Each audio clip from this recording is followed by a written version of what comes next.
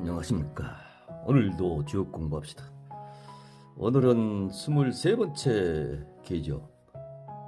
산지 밖에, 깎을 박이죠. 산이고 밑에는 땅이고. 이게 이제 지난번에는 22번째 우리가 빗개를 배웠죠. 빗개가 그것은 꾸미는 것이었잖아요. 그래서 너무 꾸몄어 이제. 너무 수식을 해가지고 꾸몄으니 이제 좀 깎아내야죠, 알맞게. 그렇게 이해를 하면 좀 쉽겠어요. 그래서 깎는 기술, 이 깎는 기술을 이야기한 것이 산지 밖에다.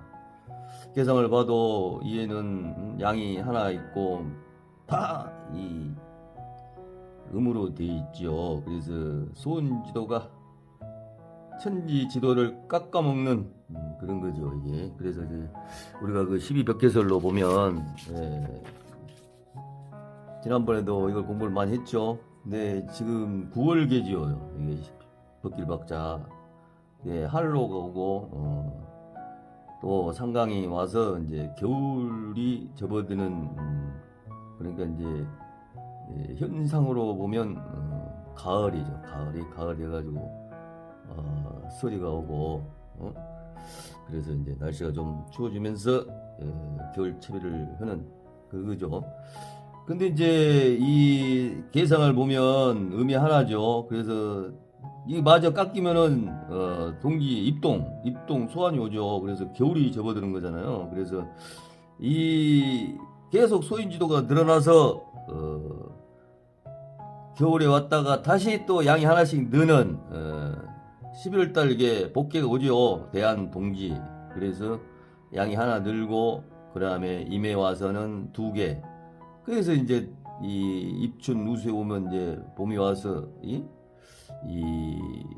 지천 세상에 화합이 돼서 최고로 좋은 계죠, 이게. 그래서 택계, 지천 택계가 되죠. 그래서 우리가 이 지역을 태빗계라고도 이야기를 하죠. 이렇게 좋은 것이 오면 또 이 빗개, 천지 빗개가 와가지고 또 각성하게 만드는. 그래서 좀 좋다고 자만하고 태만하면 곧장 이 천지 빗개가 오고, 빗개에서 또 수양하고 덕을 쌓고 하면 다시 이 지천 택계가 오지요. 그것이 지금 설명하고 있는 것이 이 벽길박. 하나 양이 줄어들어가지고 이제 하나뿐이 안 남았죠, 이번 배울 것이. 그래서 이 지역은 항상 좋다고 자만 오고 그러면 소인지도가 득실 그리고, 또 득실 그리더라도 또 반성하고 수양하면 또 양이 존자지도가 성하는 그런 계가 되지요. 그래서 공자께서 아닌지 이 문왕께서 계사를 집필한 계사를 읽어봅시다. 이 박은 분리유유왕이라 했습니다. 그래서 나아갈 바가 있지만 그리 유리한 건 없다, 이렇게 문왕께서 이야기를 했어요. 그래서 이 박이 분리유유왕이라는 것이 무엇인가를 또 공자께서 자세하게 또 설명을 했습니다. 이 단상에서 단활 공자가 말하기를 박야라 유변강이라 이렇게 이야기했네요. 이 벽길 박이라는 것은 이 부드러움이 변해가지고 강이 된 거다, 이렇게 이야기를 하죠. 아니면 강이 변해가지고 부드러움으로 변한 거다. 그러니까 이제 이 강을 깎아 먹어가지고 이렇게 부드러움으로 연결된 상태를 이야기한다, 이렇게 이야기를 할 수가 있겠습니다. 그러면서 분리유유왕은, 여기서 이제 분리유유왕이라고 문왕이 한 것을, 유유왕이라고 하는 것은 소인이 길어지는 것이다. 이게 긴장장이니까 길게 간다, 이거죠. 아까 우리가 12벽계설에서 설명한 것을 이제 여기서 이야기하고 있죠. 공작에서도 지금 이 밖에니까 예? 이게 산이고 밑에가 땅 아니에요. 그냥 간산이고 곤지잖아요. 이 계상 이름이. 그래서 이름이 이게 맞아 하나 없어져가지고 이제 중지 곤께로 온다 이 말씀을 하고 있는 거다 이렇게 이해를 하시면 되겠어요. 그래서 순이지지 관상야라 이 계상을 보면 이 공자는 계상을 비교를 많이 하시죠. 이 계상을 깨뚫어지게 쳐다보면 순이지라 순한 것은 이 곤께를 이야기하죠. 이 지 그리고 유라고도 하고 그래서 부드럽고 순한 것이 이 곤지죠. 그 다음에 이 머물지는 산이죠. 이게 이해상 간산을 우리가 머무는 거로 이렇게 배웠죠. 그래서 지금 공자께서 말씀하신 것은 수는 이 밑에 계상을 이야기하고 지는 이해 간산을 이야기했다 이렇게 이해를 하시면 되겠어요. 그 다음에 군자 상소 식 영허 천행야라 군자는 오히려 더불어 사라지는 소환이에요. 그래서 사라지면 다시 또 나타난다는 얘기죠. 이게 숨쉴 식자니까 우리가 쉰단 말도 되죠. 그래서 이것이 우리가 땅 속에서 그 새싹이 돋아 나오죠. 이 사라지면 또 우리가 가을이 지금 가을철이니 가을에 모든 이 자연의 식물들이 사라지죠. 사라지면 다시 나오고 내년 봄 가면 또 나오죠. 그리고 찰려니까 꽉 차면 또 비워야 하고 그래서 이거는 비허니까 비우는 거죠. 그래서 꽉 차면 비우고 그것이 천행이다. 천도 가는 길이다. 이렇게 이야기를 했습니다. 그러니까 우리가 그 인생 살면서 꼭 채우려고만 하면 안 된다는 거죠. 채우면 분명히 비워야 하고 그리고 또 사라지면 없어지면 또 차니까 그것을 걱정하지 마라. 그래서 너무 욕심 부리지 말고 아까 이야기했지 개에서 이야기했듯이 양이 하나 있는 것이 없어지면 또 1월달 가면 또 양이 하나씩 늘어서 또 군자 지도가 되고 이러죠. 그래서 공자께서 군자 상소 식 영허 천행야라 이렇게 해서 계사 단사를 설명을 했습니다. 그러면 초요부터 공부를 해봅시다.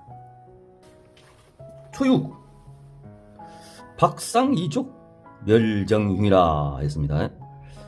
야, 이걸 한문을 문훈을 보면 이게 깎을박이죠. 이게 침상, 침상상, 침상상, 평상상, 그리고 써이 발조. 이게 멸할멸 아니면 업신여길멸도 되죠. 형용사 쓰면. 그리고 고들정, 흉활정. 그래서 해석을 해보면 침상 다지를 면했으니 똑바로 해도 흉하다. 이렇게 해석이 되겠네요. 이 말은 우리가 자는 침대를 예를 들자면 침대의 발이 썩어가니 거기 앉으면 푹 가라앉겠죠. 그래서 흉하다 이렇게 볼 수가 있겠죠. 이것을 이제 역사로 봐야 이게 이제 실질적으로 이해가 가죠. 이게 이제 상나라 이야기인데 상나라가 마지막에 그 폭군 주왕이 나라를 엉망진창으로 만들죠. 그 폭정이고 그 정도로 하여튼 엄청난 폭정이었다 그래요. 그래서 이제 주적에 빠져가지고 그래서 이제 그 신하들 그러니까 수족들이죠. 수족들이 다 하나씩 멀어져 나간 주나라로 다 도망가는 이런 현상을 이야기할 수도 있겠죠. 그러니까 우리나라 정치상으로 봐도 대통령이라는 사람이 똑바로 국민의 말을 듣고 정치를 해야 하는데 똑바로 하지 못하니까 80%라는 국민이 다 싫어하잖아요. 하나씩 마음이 떠난다는 거죠. 그렇게 하면 이해가 가겠죠. 몇 자를 아까 국민을 이제 없인 얘기니까 하나씩 떠난다. 그래도 똑바로 해도 이 흉하단 말은 주나라 쪽에서 보면 문왕이 아무리 이것이 상나라가 엉망이 돼도 신하국으로서 현재 치고 들어가면 똑바로 해도 흉할 수 있다. 이렇게 이해를 하면 초육을 이해가 가겠어요. 그런 다음에 6.2는 박상이변 멸정흉이라. 여기서 이제 이 변자만 바뀌었네요. 여기서는 이게 미연으로 썼죠. 이게 말하자면 상의 미연이 멸했다 이거죠. 이게 분별할 변자인데 여기서는 이 앞면 뒷면 할 때 우리가 침상 우리가 밥상을 자게도 이해를 윗면 밑에를 밑매라 그러잖아요. 그렇게 이해를 하셔야 이 글자가 이해가죠. 그래 여기서는 다리가 면했는데 여기서는 미연이 면했다니까 다리하고 그 밑에 부분 연결을 하는 부분 이제 지금은 나사로 이렇게 연결을 하죠. 근데 그 부위가 망가졌다는 얘기죠. 그러니까 좀 더 이해가 망가졌다. 그래서 팔라도 흉하다 이렇게 설명을 했습니다. 그러니까 이제 이 아까도 상나라 설명을 했죠. 똑같은 식으로 설명을 하면은 이제 더 심해졌다는 얘기죠. 상나라에 있는 그 수족들이 조항의 수족들이 더 많이 떠나고 백성들이 더 많이 등을 돌렸다 이렇게 이야기를 할 수가 있겠습니다. 그 다음에 6.3은 박지무구라 했네요. 이것을 상나라 입장에서 설명을 해봅시다. 이 주역이라는 것이 이게 각지무구면 무슨 뜻인지 모르잖아요. 한문풀이로 해가지고 박이라는 것은 무구하다 그러니까 그 내용을 알 수가 없잖아요. 그죠? 그래서 이것을 그 상나라의 역사 주나라의 역사라 그랬잖아요. 그걸 이야기해보면 죽서기년이라는 그 책에 이런 말이 써있다 그래요. 제을 처은 2년 주인 벌상 이렇게 써있다 그래요. 그것을 풀어보면 제을 그 부친이 예? 제을 부친이 그 문정이 이제 그 문왕의 아버지 계력이 있었죠. 계력을 이제 모함으로 이제 살해해가지고 문왕이 가만히 안 있고 이제 공격을 해야 하는데 문왕은 아직은 힘이 작으니까 우리가 적으니까 치면 안 되는데 그 문왕 신하들이 그 문왕의 말을 안 듣고 제후들이 말하자면 그 상나라를 쳤다 그래요. 상나라를 치고 들어가가지고 그게 힘이 약해놓으니까 다 잡혀서 죽고 그래서 상나라 문정이 이제 보복을 한 거죠. 그래서 문왕 아버지도 죽이고 그 다음에 문왕을 이제 거기서 관료직이 있었잖아요. 문왕이 상나라에. 근데 그걸 박탈하고 그래서 고향으로 돌아간 그 시기를 이야기한다. 이렇게 하면 이해하면 되겠어요. 그러니까 상나라 측에서 보면 이제 자기 나라에 주나라 제후들이 들어오는 것들 다 처리했으니까 상나라 측에서 봤을 때 무고하다 이렇게 이야기를 할 수가 있겠습니다. 그 다음에 6.4는 박상 이부흉이라고 했네요. 여기서는 이제 이 피부죠. 피부. 예, 피부니까 피부면 드러나는 거니까 얼굴에 피부 정도 되겠죠. 여기서 계속 올라오죠. 한 층으로. 그래서 이것도 우리가 역사로 이야기를 해봅시다. 이제 침상으로 얘기하면 침상에 이제 그 면이 이제 망가진 거잖아요. 그 바닥이 말하자면 우리가 밥을 먹으려 하는데 그 탁자 2가 이제 망가진 게 되죠. 그래서 이 폭군 주왕이 자기 지금 피부가 다 썩어가는데도 그것을 모르고 있으니 흉하다 이렇게 볼 수 있죠. 그 간신배들 그 승우와 뭐 호호 같은 사람들이 있었잖아요. 그 사람들이 문왕 아버지 계력을 이렇게 모함해가지고 죽게 만든 사람들이죠. 그 사람들이 간신들은 그 직언을 못 오고 왕한테 자꾸 좋은 말만 해야 되니까 그 상나라가 거의 망할 정도 가죠.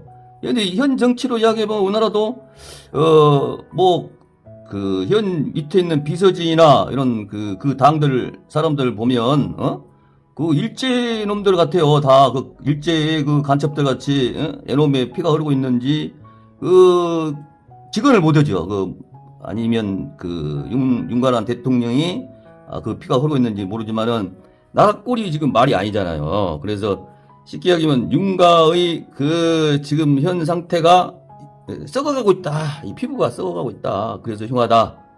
아까 이야기했듯이 상나라의 조항이 자기 몸이 썩어가 있는데도 아직 그걸 깨닫지 못하고 그 간신배들의 말을 듣고 있어서 그 이야기를 비유법으로 해서 피부 상의 그 바닥 이에 면이 이 피부를 면으로 봐야죠. 그래서 썩어가지고 흉하다 이렇게 이야기를 했습니다.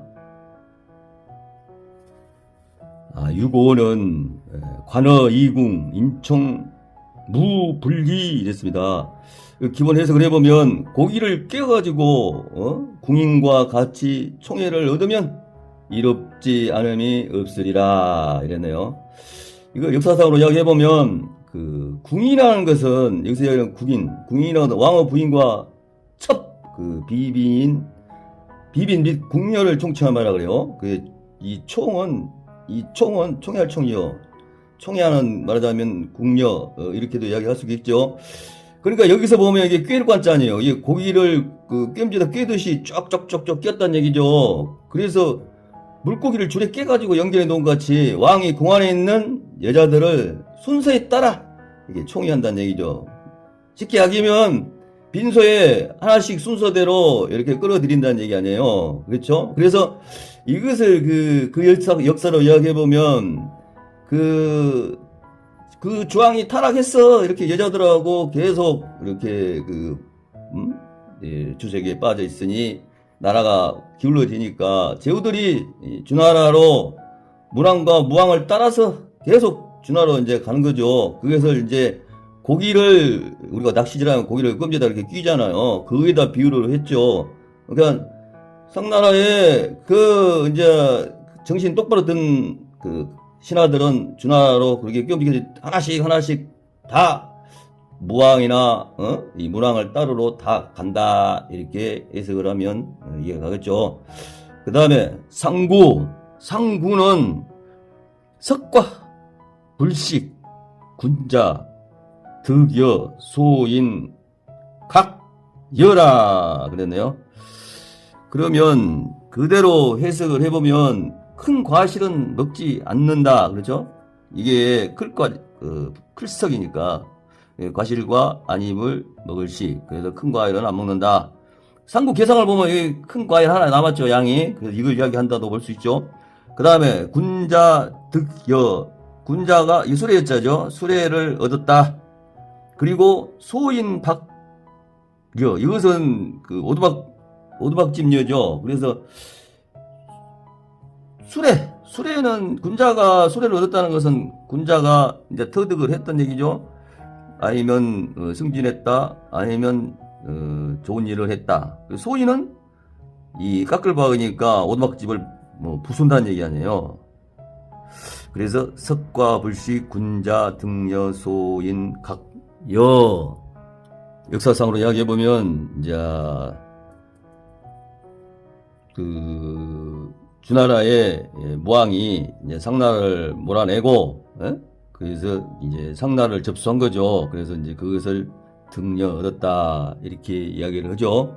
그래서 소인 박여라는 것은 소인들이 이제 농막과 담을 집을 다 깎아 먹었다는 것이잖아요. 그래서 주왕이 이제 폭군 주왕이 왕궁을 잃어먹었다는 얘기를 이 비유법으로 소인 박여로 표현을 했다 이렇게 보면 되겠습니다. 그러니까 상구는 이제 무왕이 상나라를 쳐가지고 이제 황제국이 된 것을 이야기하고 있다 이렇게 해석을 하면 되겠습니다. 이렇게 해가지고 23번째 산지 박계를 공부를 해봤습니다. 여러분도 열심히 공부하여서 멋진 해석을 하시기 바랍니다. 감사합니다.